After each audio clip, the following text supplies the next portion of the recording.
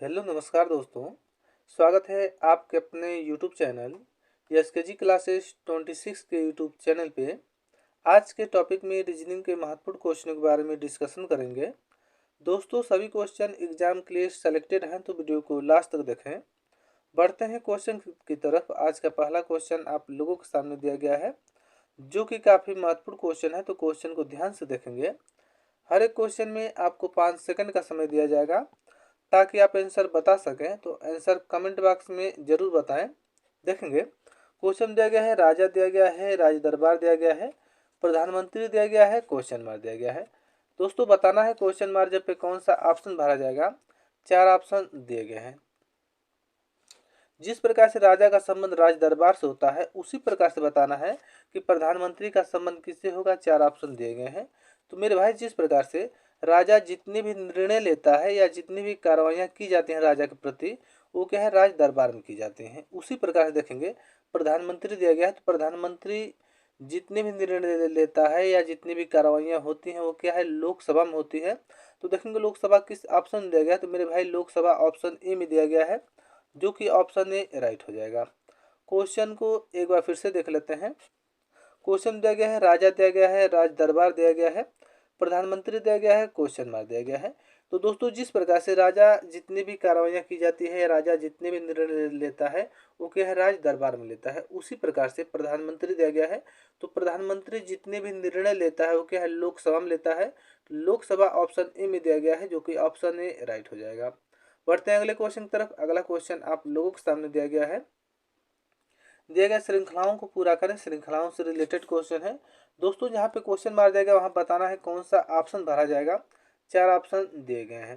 Question को पहले लिखेंगे तो देखेंगे 3 दिया गया है, उसके बाद क्या है 2 दिया गया है, आगे बढ़ेंगे 6 दिया गया है, 8 दिया गया, उसके बाद देखेंगे दोस्तों 18 दिया गया है, 40 दिया गया, आगे बढ़े तो क्या है क्वेश्चन मार दिया गया है। सॉल्व करते हैं तो देखेंगे 3 दिया गया है, 2 दिया गया है, फिर 6 दिया गया, 8 दिया गया, 18 दिया गया, 40 दिया गया है। तो मेरे भाई इसमें क्या एक सही क्रम नहीं बन रहा है।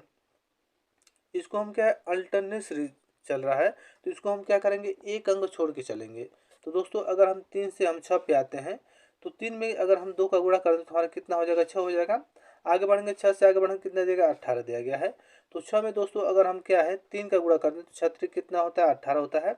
आगे बढ़ें तो क्या है, क्वेश्चन मार दिया गया है। इसको यहीं तक छोड़ते हैं। इसको नीचे वाले को देख लेते हैं, इसको ऊपर वाले को इसको देख लेते हैं। अगर दोस्तों हम दो से अगर हम किस पे आते हैं, 8 पे आते हैं, तो 2 में अगर हम 4 का गुणा कर दें, 2 में अगर हम 4 का गुणा कर दें कितना हो जाएगा, 8 हो जाएगा।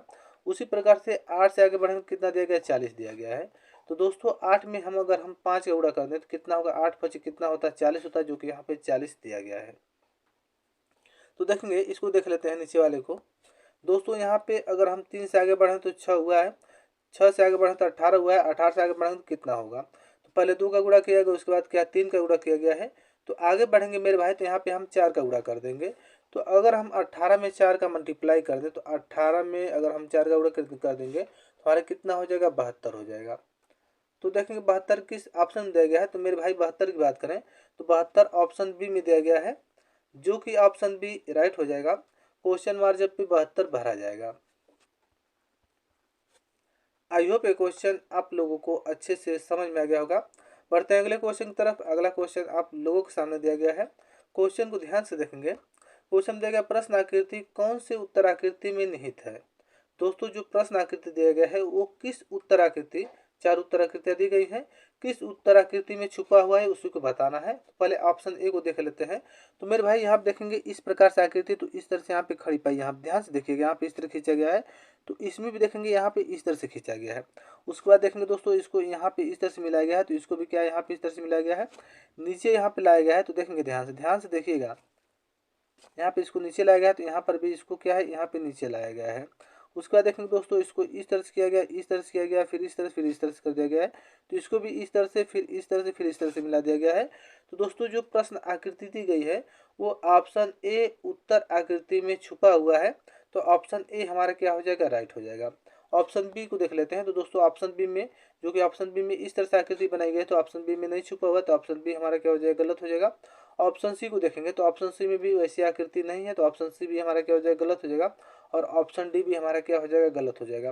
क्योंकि ऑप्शन बी, ऑप्शन सी और ऑप्शन डी में क्या है, प्रश्न आकृति छुपा हुआ नहीं है तो option A, option B, option C, option D क्या हो जाएगा, गलत हो जाएगा। ऑप्शन ए हमारा क्या हो जाएगा, राइट हो जाएगा। क्यों राइट होगा दोस्तों, क्योंकि जो आकृति दी गई है वह ऑप्शन ए उत्तर आकृति में छुपा हुआ है, तो ऑप्शन ए हमारा क्या हो जाएगा, सही हो जाएगा। बढ़ते हैं अगले क्वेश्चन की तरफ। अगला क्वेश्चन देखेंगे। अगला क्वेश्चन आप लोगों के सामने दिया गया है। दिया गया एक पासे की दो स्थितियां दी गई हैं, मतलब एक पासा है उसकी दो स्थितियां दी गई हैं। कौन सा अंक दो के विपरीत सतह पर होगा। मतलब कि दो पासा दिए गए, फर्स्ट पासा इसको मान लेते हैं दोस्तों, और इसको हम क्या सेकंड पासा मान लेते हैं। फर्स्ट पासा सेकंड पासा, देखेंगे ये फर्स्ट पासा हो जाएगा और ये हमारा मेरे भाई क्या हो जाएगा, सेकंड पासा। ध्यान से देखिएगा, देखेंगे तो फर्स्ट और सेकंड पासे में कॉमन क्या मिल रहा है। तो फर्स्ट सेकंड में देखेंगे तो यहाँ पे 4 है और यहाँ पे भी 4 है, तो दोनों में क्या है, 4 कॉमन मिल रहा है। तो 4 कॉमन मिला तो यहाँ पे हम 4 लिख देंगे दोनों जगह। और दोस्तों जो कॉमन मिला है वहीं से, मतलब 4 कॉमन मिला है तो 4 के स्थान से हम क्या घड़ी की दिशा की तरफ चलेंगे। तो पहले फर्स्ट पासा को लेकर चलेंगे दोस्तों। तो 4 के बाद क्या दिया गया, 6 दिया गया है, तो यहाँ पे हम 6 लिखेंगे। और 6 के बाद क्या दिया गया मेरे भाई, तो 6 के बाद 2 दिया गया, तो यहाँ पे हम 2 को लिखेंगे। उसी प्रकार से सेकंड पासा हम देख लेते हैं। तो सेकंड पासा हम देखेंगे, 4 से आगे बढ़ेंगे कितना, 1 दिया गया, तो यहाँ पे 1 को रखा जाएगा। और 1 से आगे बढ़ेंगे तो 3 दिया गया, तो मेरे भाई यहाँ पे 3 को रखा जाएगा।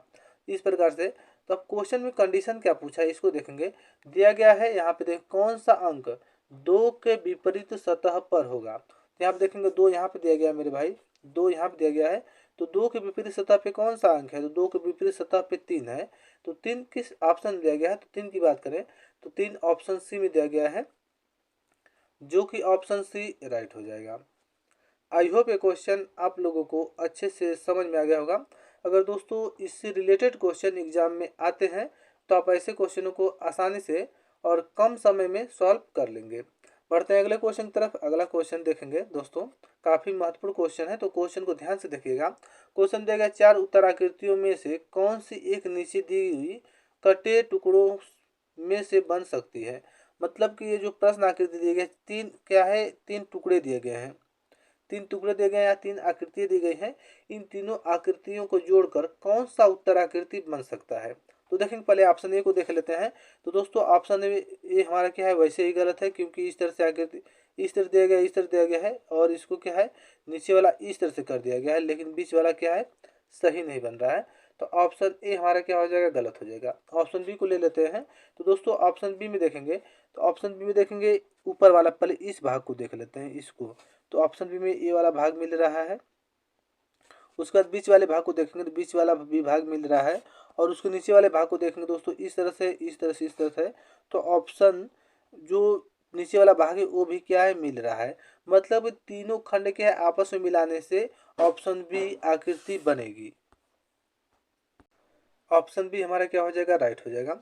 ऑप्शन सी को देखेंगे दोस्तों, तो ऊपर वाला मिल रहा है लेकिन बीच वाला इस तरह से नहीं मिल रहा है, तो ऑप्शन सी हमारा गलत हो जाएगा। ऑप्शन डी वैसे ही गलत है, क्योंकि इस प्रकार से आकृति है लेकिन यहाँ पे इस तरह से आकृति है, तो ऑप्शन डी भी हमारा क्या हो जाएगा, गलत हो जाएगा। लेकिन मेरे भाई ऑप्शन जो बी है, ऑप्शन बी हमारा क्या होगा, राइट होगा। क्योंकि दोस्तों तीनों खंडों को मिलाकर ऑप्शन बी आकृति बनाई जा सकती है या ऑप्शन बी आकृति बनेगी, तो ऑप्शन बी हमारा क्या हो जाएगा, सही हो जाएगा। बढ़ते हैं अगले क्वेश्चन की तरफ। अगला क्वेश्चन आप लोगों के सामने दिया गया है। क्वेश्चन को ध्यान से देखिएगा। क्वेश्चन देगा, लुप्त संख्या ज्ञात करें। दोस्तों जहाँ पे ये क्वेश्चन मार दिया गया है वहाँ पे बताना है कौन सा ऑप्शन भरा जाएगा। 4 ऑप्शन दिए गए हैं। तो दोस्तों देखेंगे, इसको हम फर्स्ट स्टेप मान लेते हैं, इसको हम सेकेंड स्टेप मान लेते हैं, और मेरे भाई इसको हम क्या थर्ड स्टेप मान लेते हैं। मतलब कि इसको हम 3 स्टेप में मानकर सॉल्व करेंगे। तो जिस प्रकार से फर्स्ट और सेकेंड स्टेप को सॉल्व किया जाएगा, उसी प्रकार से या वही रूल लगा के क्या है, थर्ड स्टेप को सॉल्व कर आंसर ज्ञात कर लिया जाएगा। तो देखेंगे पहले फर्स्ट स्टेप को देख लेते हैं दोस्तों। तो देखेंगे यहाँ पे 10 दिया गया है, 20 दिया गया है, 30 दिया गया है, 40 दिया गया है। समझिएगा इसके लॉजिक को, समझिएगा इसको किस तरीके से सॉल्व किया गया है। मतलब कि यहाँ पे 10 है, 10 के बाद क्या है, 20 किया गया, मतलब इसमें 10 प्लस किया गया है। 20 के बाद दोस्तों यहाँ पे क्या है, 30 किया गया है, और 30 के बाद क्या है, 40 किया गया है। मतलब कि सभी अंकों में 10 10 जोड़ा गया है। 10 के बाद 20, 20 के बाद 30, और 30 के बाद क्या है, 40 कर दिया गया है। जिस प्रकार से फर्स्ट स्टेप को सॉल्व किया गया है, उसी प्रकार से हम सेकेंड स्टेप को देखेंगे दोस्तों। तो सेकेंड स्टेप को देख लिया जाता है। तो दोस्तों यहाँ देखेंगे, यहाँ पे 30 दिया गया है, 30 के बाद क्या है, 40 कर दिया गया, तो इसमें 10 प्लस किया गया है। 40 के बाद 50 किया गया, तो इसमें भी 10 प्लस जोड़ा गया है। और 50 के बाद क्या है, 60 कर दिया गया मेरे भाई, तो इसमें भी 10 प्लस जोड़ा गया है। मतलब कि जिस कंडीशन से फर्स्ट स्टेप को सॉल्व किया गया है उसी कंडीशन से या वही रूल लगाकर सेकंड स्टेप को सॉल्व किया गया है। और दोस्तों फर्स्ट सेकंड स्टेप को जिस प्रकार से सॉल्व किया गया है उसी प्रकार से हम क्या थर्ड स्टेप को सॉल्व करेंगे। तो थर्ड स्टेप को देखेंगे दोस्तों, तो देखेंगे यहाँ पे 30 दिया गया है, तो 30 के बाद हमारा क्या हो जाएगा 40 हो जाएगा। यहाँ आप दोस्तों यहाँ देख लेते हैं, सबसे छोटी संख्या पहले लेंगे, 20 दिया गया है और 20 के बाद क्या है 30 दिया गया है, तो 20 में 10 जोड़ेंगे 30 हो जाएगा। और 30 के बाद क्या है 40 दिया गया, मतलब 30 में 10 जोड़ेंगे कितना हो जाएगा 40 हो जाएगा। और 40 में कितना जोड़ेंगे जिससे कि हमारा आगे वाली संख्या ज्ञात हो जाए, तो इसमें भी हम क्या करेंगे 10 प्लस कर देंगे, तो 40 में प्लस 10 जोड़ देंगे तो हमारा कितना हो जाएगा मेरे भाई 50 हो जाएगा। तो देखेंगे 50 किस ऑप्शन दिया गया है, तो 50 ऑप्शन सी में दिया गया है, जो कि ऑप्शन सी राइट हो जाएगा। क्वेश्चन मार्जिन पे 50 भरा जाएगा। आई होप ये क्वेश्चन आप लोगों को अच्छे से समझ में आ गया होगा। अगर ऐसे क्वेश्चन एग्जाम में आते हैं तो आप ऐसे क्वेश्चनों को आसानी से सॉल्व कर लेंगे। बढ़ते हैं अगले क्वेश्चन की तरफ। अगला क्वेश्चन आप लोगों के सामने दिया गया है, क्वेश्चन को ध्यान से देखेंगे। क्वेश्चन दिया गया प्रश्न चिन्ह पर कौन सी आकृति आएगी। मेरे भाई जहाँ पे क्वेश्चन मार दिया गया है वहाँ पे बताना है कौन सा ऑप्शन भरा जाएगा। 4 ऑप्शन दिए गए हैं, तो सबसे पहले हम फर्स्ट आकृति को देखेंगे, मतलब फर्स्ट को देखेंगे। फर्स्ट को किस प्रकार से सेकंड में रखा गया, मतलब इस प्रकार से, तो इसको इस तरह से किस प्रकार से सॉल्व किया गया है, तो पहले इसको देख लेते हैं। तो दोस्तों जो ये आकृति दी गई है फर्स्ट आकृति, इसको किस प्रकार से इस तरह रखा गया है, मतलब कि जो ये वाला गोला दिया गया है इसको कैसे इस तरह से रख दिया गया है। तो दोस्तों ये जो गोला दिया गया इसको क्या है 90 डिग्री, क्या है 90 डिग्री घड़ी के विपरीत दिशा, 90 डिग्री दोस्तों क्या है घड़ी के विपरीत दिशा घुमा दिया गया है। तो दोस्तों यहाँ से अगर हम 90 डिग्री घड़ी के विपरीत दिशा में घुमाएंगे इसको, तो इस तरह से हो जाएगा, यहाँ पे इस तरह से हो जाएगा। तो जो ए आकृति है वो आकृति कहाँ पे, ए वाली आकृति यहाँ पे चली जाएगी, यहाँ पे आ जाएगी, और ए वाली आकृति क्या है यहाँ पे चली जाएगी। मेरे भाई क्वेश्चन को ध्यान से समझिएगा।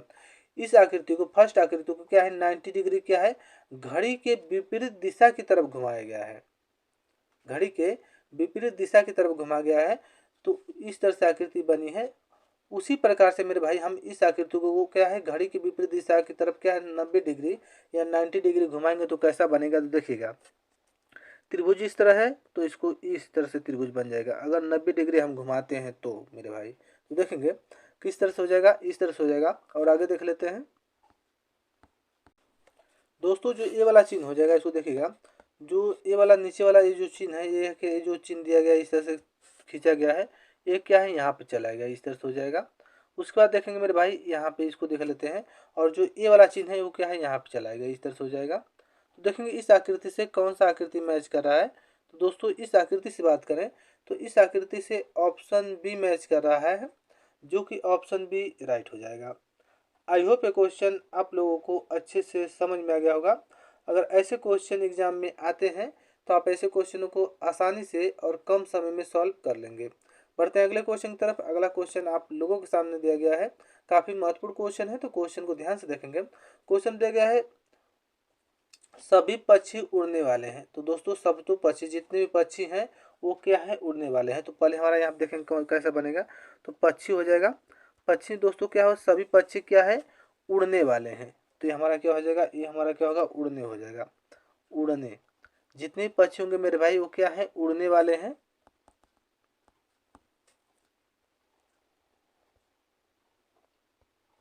उड़ने वाले हैं।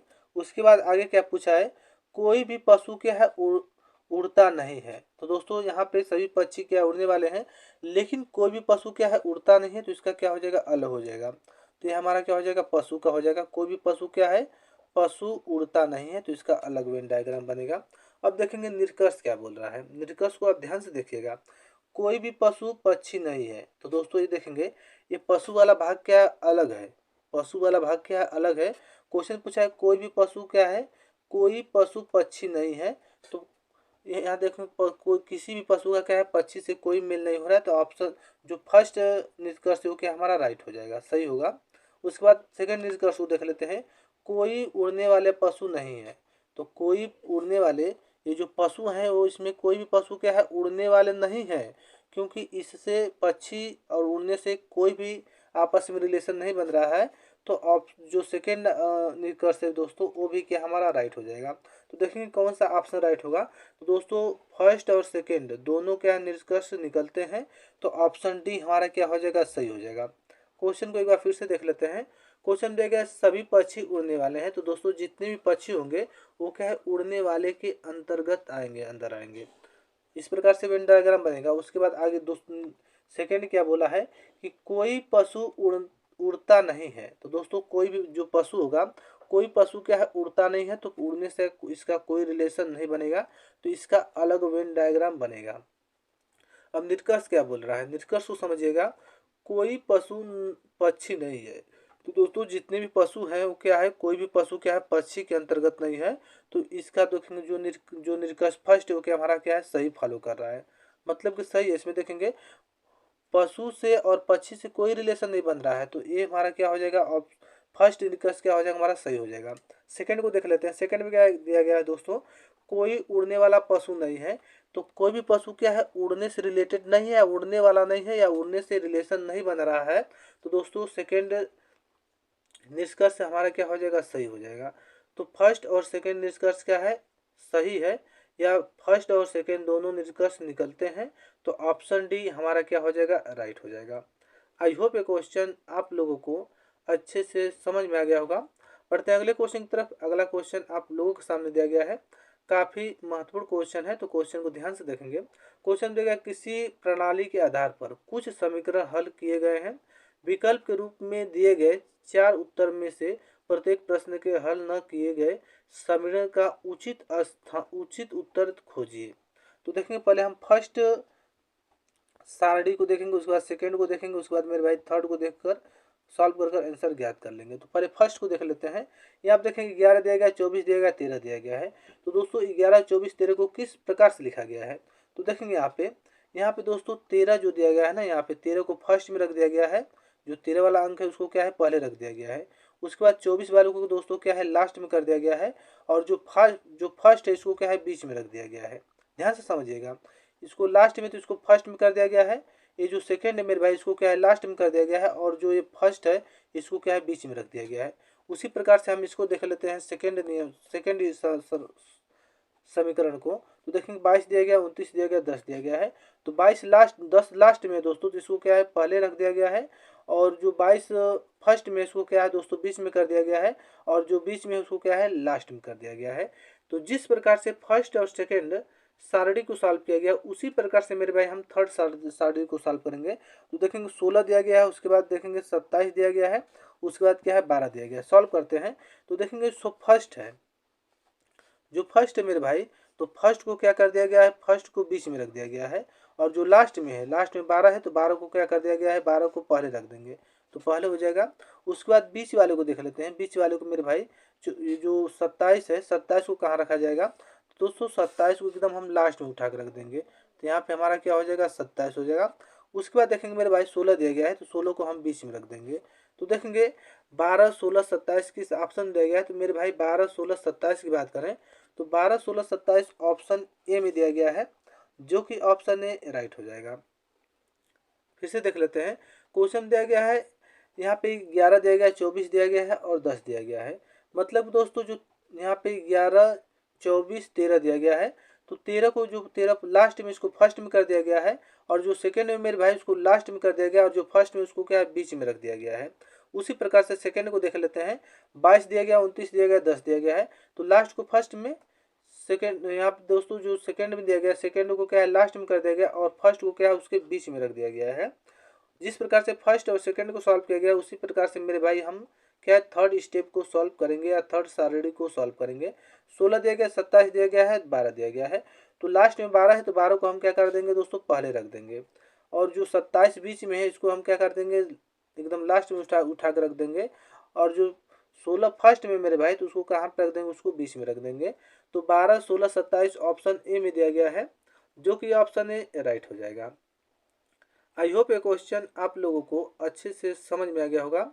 बढ़ते हैं अगले क्वेश्चन की तरफ। अगला क्वेश्चन आप लोगों के सामने दिया गया है, क्वेश्चन को ध्यान से देखेंगे। क्वेश्चन दिया गया यदि GOLD को 3759 लिखा जाता है और RAYS को 6210 लिखा जाता हो, तो बताना है कि OLD और DAYS को कैसे लिखा जाएगा। तो पहले हम देख लेते हैं दोस्तों, दिया गया है यहाँ ध्यान से देखिएगा क्वेश्चन को।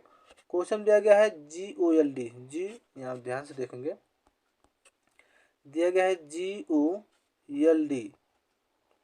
तो जी का कोड इसमें क्या दिया गया मेरे भाई 3 दिया गया है। ओ का कोड कितना दिया गया 7 दिया गया है।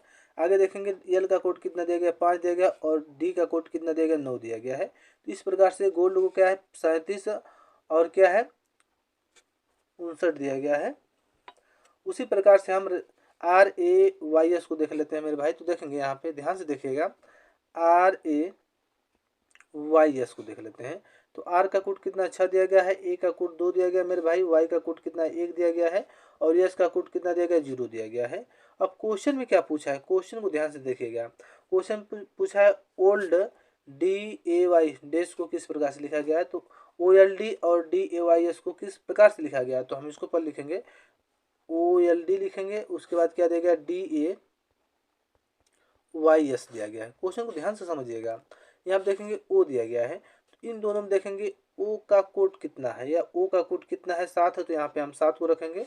उसके बाद देखेंगे मेरे भाई यल दिया गया है, तो यल का कोड क्या है, तो यल का कोड 5 है, तो यहाँ पे हम 5 को रखेंगे। आगे देखेंगे डी दिया गया है मेरे भाई, तो डी का क्या है 9 है, तो यहाँ पे 9 को रखा जाएगा। फिर डी दिया गया है, तो फिर डी का कितना दिया गया 9 दिया गया, तो यहाँ पे 9 को रखा जाएगा। ए दिया गया मेरे भाई, तो ए का कितना है 2 है, तो यहाँ पे 2 को रखेंगे। वाई दिया गया है, तो वाई का देखेंगे तो वाई का 1 है, तो यहाँ पे 1 को रखा जाएगा। उसके बाद मेरे भाई यस दिया गया है, तो यस का कोड कितना है ओ है, यस का कोड 0 है, तो यहाँ पे 0 को रखा जाएगा। दोस्तों 75 99 210 किस ऑप्शन दिया गया है। तो मेरे भाई 75 99 210 की बात करें तो 75 99 210 ऑप्शन डी में दिया गया है, जो कि ऑप्शन डी राइट हो जाएगा। आई होप ये क्वेश्चन आप लोगों को अच्छे से समझ में आ गया होगा। अगर दोस्तों ऐसे क्वेश्चन किसी भी एग्जाम में पूछे जाते हैं तो आप ऐसे क्वेश्चनों को आसानी से और कम समय में सॉल्व कर लेंगे। वीडियो अच्छा लगा हो तो हमारे चैनल को लाइक करें, शेयर करें, सब्सक्राइब करें, बेल आइकन दबाना न भूलें ताकि नेक्स्ट वीडियो जब भी अपलोड हो नोटिफिकेशन आप तक जल्द से जल्द पहुंच सके। मिलते हैं अगले ऐसे वीडियो में, तब तक के लिए जय हिंद दोस्तों।